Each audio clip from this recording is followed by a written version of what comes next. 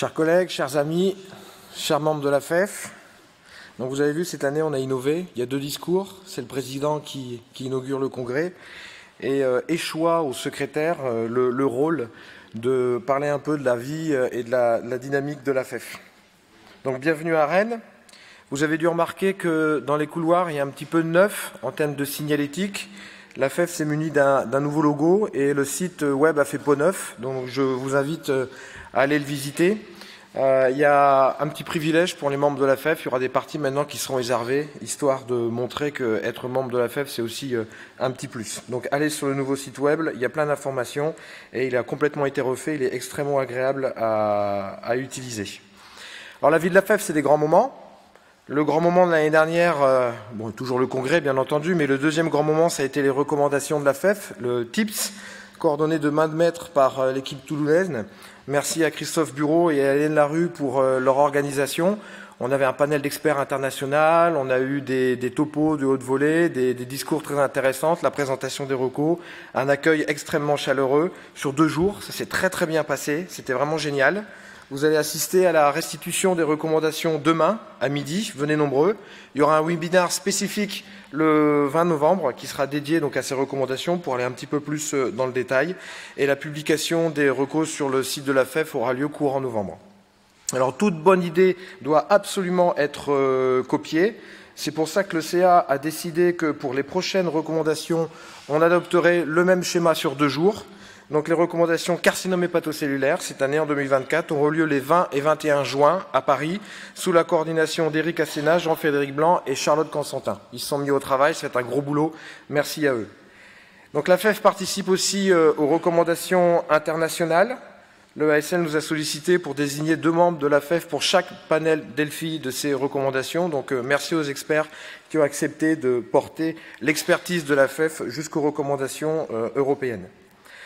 Pour faire des recommandations, il faut générer des données. Des données, c'est de la recherche. Donc la FEF soutient la recherche. Cette année, l'appel à projet interne a permis de financer 11 projets, dont un de mobilité, à hauteur de 436 000 €. Le CA a lancé le premier appel à projet cohorte pour un montant de 100 000 €, qui a eu son succès, parce qu'on a quand même eu 10 dossiers qui ont été déposés. La FEF, désormais, peut devenir partenaire de vos grands projets, IHU, RHU, FHU.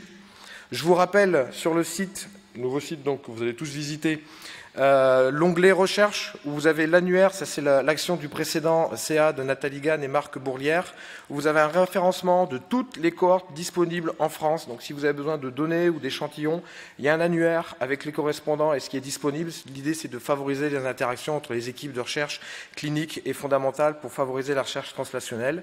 Et ce matin, vous avez pu assister à la première du nouveau groupe de réflexion et de prospective, recherche fondamentale et translationnelle. J'ai vu qu'il y avait du monde, donc ça a été un succès. Et merci à Jean-Pierre Couty et à Béatrice Bailly-Maître d'avoir lancé ce nouveau groupe de réflexion dans la FEF. Donc, comme de nombreuses sociétés scientifiques, la FEF va se doter d'un conseil scientifique à partir de ce soir. Donc, il y aura 6 hépatologues cliniciens et 2 chercheurs fondamentaux. Venez à l'AG si vous êtes membre, on vous dévoilera les membres de ce nouveau conseil scientifique qui aura pour but de sélectionner les abstracts et de choisir les financements pour les différents appels à projets de la FEF. Alors, il faut aussi disséminer l'expertise et la connaissance. Ça, c'est le rôle de la FEF Medical Education, le programme AME, qui est aussi très actif. Donc, une webconférence annuelle en début d'année. L'année dernière, ça a été aussi 3 webinaires, le cholangiocarcinome, les recommandations Baveno-7, la restitution des parties hépatologiques du congrès GIFOD. Vous avez aussi tout le contenu du congrès de la FEF 2022 qui a été mis en ligne, la veille scientifique hebdomadaire, les éditos mensuels. Donc tout ça, ce sera sur le nouveau site. Allez consulter, c'est une source d'information qui est très importante. L'éducation, c'est aussi le soutien des jeunes. Donc la FEF est très impliquée dans le soutien des jeunes. Le réseau Jeune AFEF, maintenant, c'est 370 membres, ce qui montre le dynamisme de la jeune communauté dans notre association. La FEF soutient aussi les réunions de jeunes, donc le JHC qui a lieu en juillet, et aussi la FIGE qui s'est tenue cette année en juin à Marseille. On travaille aussi avec nos partenaires institutionnels. L'Agence de la biomédecine, la NSM, le CNP, le ministère de la Santé, la HAS. On détaillera tout ça à l'AG ce soir. Faute de temps, je ne vais pas pouvoir m'étendre. Mais on a aussi d'étroites collaborations et de nombreux dossiers en cours avec ces partenaires institutionnels. Nos partenaires aussi, ce sont les sociétés savantes, celles qui gravitent dans notre sphère de spécialité et qui, pour certaines, siègent même à la NGH, le CREG, la CIAD, la CHBT au conseil d'administration. Mais on travaille aussi avec les sociétés savantes des autres spécialités, avec les sociétés savantes internationales, l'ESL en a parlé, mais aussi les sociétés du Maghreb, et également les associations de patients. Donc sur cette diapositive, je vous ai montré un petit peu la galaxie des partenaires de la FEF, et qui montre qu'on est une société savante qui est extrêmement dynamique. On participe bien entendu aux différents congrès nationaux, les GIFOD, Vidéodigest, aux manifestations internationales qu'on soutient en tant que partenaire sur le territoire français. Et on va, merci à tous les experts, participer aussi au congrès de nos partenaires au Maghreb. Merci aux partenaires industriels qui nous aident pour le congrès et qui nous soutiennent aussi dans le cadre du projet AME. La FEF est aussi dynamique sur les réseaux sociaux. C'est Facebook, YouTube, LinkedIn, avec, vous le voyez sur cette diapositive, toujours plus d'abonnés. Donc c'est aussi une manière très importante de porter la voix de la FEF. On est aussi présent avec le grand public. Et vous le voyez là, avec des journaux qui sont du plus ou moins spécialisés, mais bon, il faut être partout. On a soutenu le Nutri-Score, la tribune, qui a été publiée cette année, et on a aussi donné la carte interactive des différentes manifestations du NHD pour relayer auprès du grand public les différentes actions qui avaient été faites localement dans le cadre de cette journée. Encore une nouveauté cette année, vous n'aurez plus le débrief. La journée, le congrès sur 3 jours nécessite de comprimer un petit peu les choses.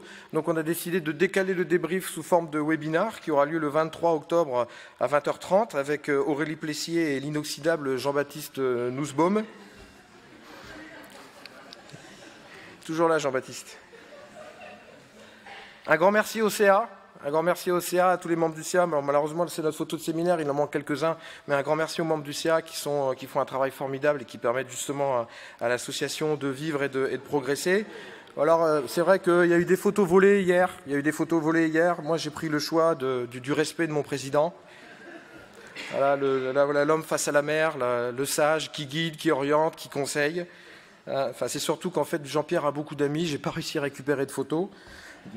Donc, je vous donne à Jean-Pierre et à vous tous, rendez-vous l'année prochaine pour les 95e journées scientifiques de la FEF qui se tiendront à Antibes du 2 au 4 octobre prochain. Merci à tous et excellente fin de congrès.